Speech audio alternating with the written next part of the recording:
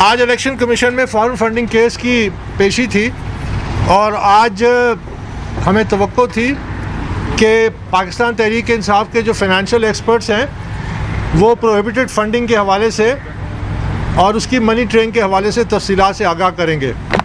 लेकिन आज जो प्रेजेंटेशन हुई उसमें उनका तमाम तर जो फोकस था वो उन अकाउंट्स पे था जो स्क्रूटनी कमेटी ने ज़ाहिर किए हैं स्टेट बैंक के ज़रिए और जो खुफिया रखे गए हैं। तो आज पाकिस्तान तहरीक इंसाफ ने अपने जो 11 अकाउंट्स जिनको उन्होंने लाताल्लुकी का इजहार किया मार्च 2022 में, जबकि वो अकाउंट्स पाकिस्तान तहरीक इंसाफ के रिकॉर्ड का हिस्सा हैं जो उन्होंने इलेक्शन कमीशन में रिकॉर्ड जमा कराए, उन्होंने ये लिखा है और आज उसका दोबारा इन्होंने इयादा किया कि ये जो अकाउंट्स हैं ये मरकज़ी सेंट्रल फाइनेंस डिपार्टमेंट जो है पाकिस्तान तहरीक इंसाफ को उनकी इजाज़त के बगैर खोले गए और जिन लोगों ने ये खोले उन्होंने उनकी मर्ज़ी से ख़िलाफ़ खोले गए और इसमें जितनी रकूम आई उससे लाताल्लुकी का इजहार किया।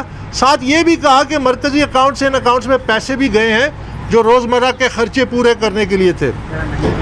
तो ये हम पहले भी मैं कह चुका हूँ कि इन्होंने जो लाताल्लुकी का इजहार किया है और साथ ये लिख के दिया है कि ये अकाउंट्स असद कैसर ऑपरेट करते थे, शाह फरमान करते थे, इमरान इस्माइल करते थे और मियाँ महमूद रशीद करते थे, इमरान खान के दोस्त मरहूम एहसन रशीद करते थे, समर अली ख़ान करते थे, नजीब हारून करते थे। ये नाम लिख के दिए।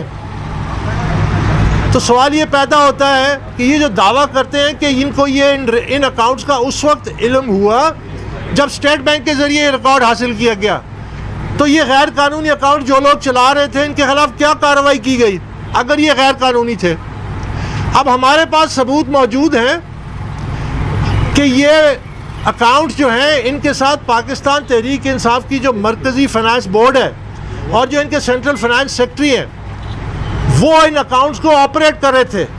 आज फिर पाकिस्तान तहरीक इंसाफ ने खुला झूठ बोला है इलेक्शन कमीशन के सामने और इसके दस्तावेजी सबूत मौजूद हैं। इनका ये दावा कि ये 11 अकाउंट्स और इनमें जितनी भी रकूम आई है पाकिस्तान में या बाहर से उससे लाताल्लुकी, और साथ ये कहा कि हमें इसका उस वक्त इल्म हुआ जब स्टेट बैंक से रिकॉर्ड आया 2018 में, जबकि ये 2012 में इन अकाउंट्स को इनके मरकज़ी सेंट्रल फाइनेंस सेक्रेटरी ऑपरेट कर रहे थे, सेंट्रल फाइनेंस बोर्ड करारदादे पास कर रहे थे इन्हीं अकाउंट्स के हवाले से। तो ये खुला झूठ बोला गया है। तो आज इनकी जो गुजारिशात थी वो इस हद तक महदूद थी और फिर इन्होंने कहा है कि अभी हम मज़ीद इतना ही टाइम लेंगे जो बाकी मनी ट्रेल वगैरह, अभी तक किसी किस्म की कोई मनी ट्रेल नहीं पेश की, अभी तक किसी किस्म की जो पैसा आया है उसको बैंक अकाउंट्स के स्टेटमेंट्स के साथ रिकनसाइल नहीं किया कि ये पैसा किसका आया है, ये जो गैर मुल्की कंपनियां हैं, ये जो गैर मुल्की शहरी हैं, इस हवाले से कोई तफसीलात आज इन्होंने पेश नहीं की। साथ ही हमारी उम्मीद थी कि अब ये मामला रोज़ाना की बुनियाद पे अंजाम को पहुंचेगा, लेकिन मुझे अफसोस से कहना पड़ता है कि आज फिर पाकिस्तान तहरीक इंसाफ के वकील ने यह दरख्वास्त की कि वो अगले चंद दिनों में बैरून मुल्क होंगे, जबकि ये याददाश्त पेश की गई कि आपके तो वकीलों की एक पूरी फ़ौज है। शाह खावर साहब भी इस केस को लड़ चुके हैं और भी वकील यहाँ मौजूद हैं। अभी तो टेक्निकल रिपोर्ट्स पेश करने का वक्त है, इसमें तो कानूनी कोई पहलू है नहीं। बहरहाल पीटीआई के वकील ने इसरार किया कि कम अज़ कम मुझे 1 हफ़्ते से ज़्यादा चाहिए क्योंकि मैं बैरून मुल्क जा रहा हूँ, और फिर ये केस अब 1 जून तक मुलतवी कर दिया गया है और ये अपनी जो प्रेजेंटेशन है ये जारी रखेंगे। अब यहाँ पे मैं ये पहलू उठाना चाहता हूँ कि पाकिस्तान के वो आईनी इदारे जो इंसाफ देते हैं, जो इंसाफ के वो हैं जिनकी जिम्मेदारी इंसाफ देना है, ये केस 8 साल इसी तरह तवालत का इख्तियार किया। एक बहाना, दूसरा बहाना, तीसरा बहाना, 9 वकील बदले, फिर तवालत का इख्तियार किया, अदालतों में 9 रिट पटिशन किए सिर्फ इसी मकसद के लिए कि ये केस डिले हो जाए। आज फिर वही काम किया गया, आज फिर वही हरबा इख्तियार किया गया। तो सवाल ये पैदा होता है कि इस केस का क्यों नहीं नोटिस लेते हैं? इस केस का कब नोटिस लेंगे आप? कि ये जो 8 साल की तवालत है, इनका जो स्ट्रैटेजी है, हिकमत अमली है, वो बिल्कुल वाज़ेह है मुझे।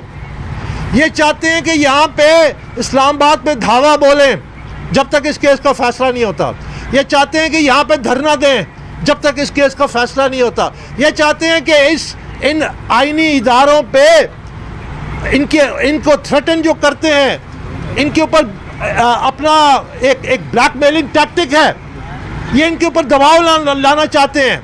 मैं ये नहीं कह रहा कि ये दबाव में आएंगे, लेकिन ये उनका हरबा है कि इस केस का फैसला आने से पहले पाकिस्तानी कौम का फैसला सड़कों पे हो जाए, या इस्लामाबाद में बलवे हो, या इस्लामाबाद में इमारतों को आग लगाई जाए जो इनके लीडर दावे कर रहे हैं। ये इनका मकसद है।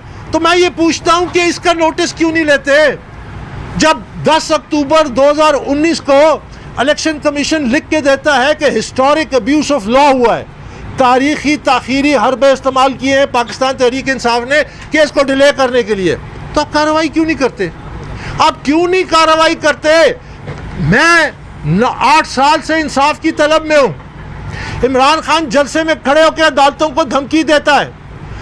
इमरान खान जलसों में खड़े होकर इलेक्शन कमीशन को धमकी देता है। इमरान खान जलसों में खड़े होकर चीफ इलेक्शन कमिश्नर को धमकियां देता है। उसके बावजूद कोई कार्रवाई नहीं होती। उसके बाद ये फैशिज्म है। इस फैशिज्म को आप जितना इसको खिलाएंगे पिलाएंगे, इसके नाज नखरे उठाएंगे, ये उतना खाएगा, ये उतना इदारों को खाएगा और पाकिस्तान एनार्की और केओस में मजीद बढ़ता जाएगा। आपके सामने ये आज जिंदा मिसाल है कि ये ताखीरी हरबे इन्होंने फिर इस्तेमाल किए, फिर यकम की तारीख लग दी गई और अब ये सड़कों पे आएंगे। और ये सिर्फ फॉरेन फंडिंग केस की वजह से ये इमरान ये इस्लामाबाद में हमला आवर हो रहा है। इसको पता है कि इसका जो फैसला है वो शायद इसके लिए बहुत नुकसानदेह हो। इसको खौफ है, ये उस खौफ की वजह से यहाँ सड़कों पे आ रहा है। तो मैं तमाम आईनी इदारों से ये रिक्वेस्ट करता हूँ कि खुदारा आप लोग नोटिस लेते हैं तो इस केस का क्यों नहीं नोटिस लेते कि इसका फैसला कब आएगा, कब तक ये ताखीरी हरबे होंगे, किस हद तक आप जाएंगे इस फाशिस्ट को फीड करते करते। बहुत शुक्रिया। YouTube पर गूगली न्यूज देखने के लिए youtube.com की सर्च बार में गूगली न्यूज टीवी टाइप करें। गूगली न्यूज के पेज पर सुर्ख रंग के सब्सक्रिप्शन वाले बटन पर क्लिक करना ना भूलिए। YouTube पेज पर अपलोड होने वाली वीडियोस से बाखबर रहने के लिए बेल आइकन पर क्लिक कीजिए। आपको हर नई वीडियो के बारे में नोटिफिकेशन मौसूल हो जाएगा।